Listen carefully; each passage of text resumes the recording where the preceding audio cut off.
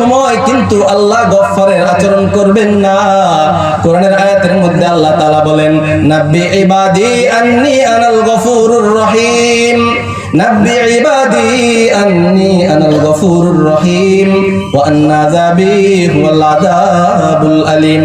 হে নবী, আপনি আপনার উম্মতদেরকে জানিয়ে দিন আমি হলাম গফুরুর রহিম দুনিয়ার জন্য, ওয়া আন্না আযাবি হুয়াল আযাবুল আলিম, কিন্তু পরকাল যখন আসবে আমি আল্লাহ একই আল্লাহ, দুনিয়াতে মাফ করছি আখিরাতে মাফ করব না, ওইখানে কহরিয়াতের রূপ ধারণ করব। মানুষ যখন জাহান্নামের ভিতরে চলে যাবে, ওই যে বলছিলাম, চলে যাওয়ার পর জান্নাতীদেরকে ডাক দিয়ে বলবেন, ওয়ানাদা আসহাবুন নারি আসহাবাল জান্নাহ, ডাক দিয়ে বলবেন, ও জান্নাতীরা, নাফিদু আলাইনা মিনাল মা'i আও মিম্মা রাযাকাকুমুল্লাহ, আল্লাহ পাক তোমাদের যে রিজিক দিয়েছে আমাদের দিকে একটু ঢেল দিয়ে দাও। জান্নাতীরা ডাক দিয়ে বলেন, কদ হারামাল্লাহু আলাইকুমুর রিজক, আল্লাহ তাআলা তোমাদের জন্য এই রিজিককে হারাম করেছে।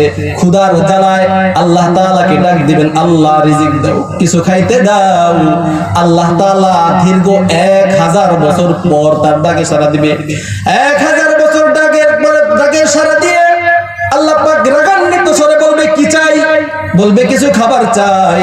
আল্লাহ তাআলা বলেন, লা আকিলুনা মিন শাজারিন মিন যাকুম, তুমি খাবার চাইছো, তোমাকে খাবার দেওয়া হবে জাহান্নামের যাকুম বৃক্ষ। যাকুম বৃক্ষ গলার মধ্যে আটকে যাবে।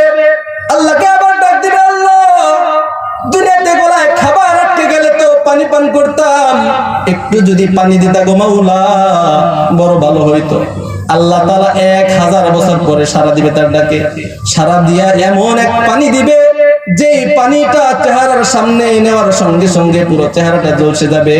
কাল মুহলি ইয়াশবিল বুজুহ, এই পানিটা এমন উত্তাপ হবে, যদি চেহারার সামনে পর্যন্ত নিয়ে আসে সঙ্গে সঙ্গে চেহারার সব চামড়া জ্বলছে যাবে। পানি পান করবে ক্ষুধার তাড়নায়, পিপাসার তাড়নায়, পান করার পর কলিজা সহ পেটের নাড়িভুড়ি সহ হাদিসের কিতাবের মধ্যে লেখে পায়খানার রাস্তা দিয়ে জব জব করে নিচের দিকে পড়ে যাবে। কঠিন একটা মুহূর্ত চলে আসবে, ওইখানে আল্লাহ তাআলা মানুষের সাথে কহরিয়াতের আচরণ করবে।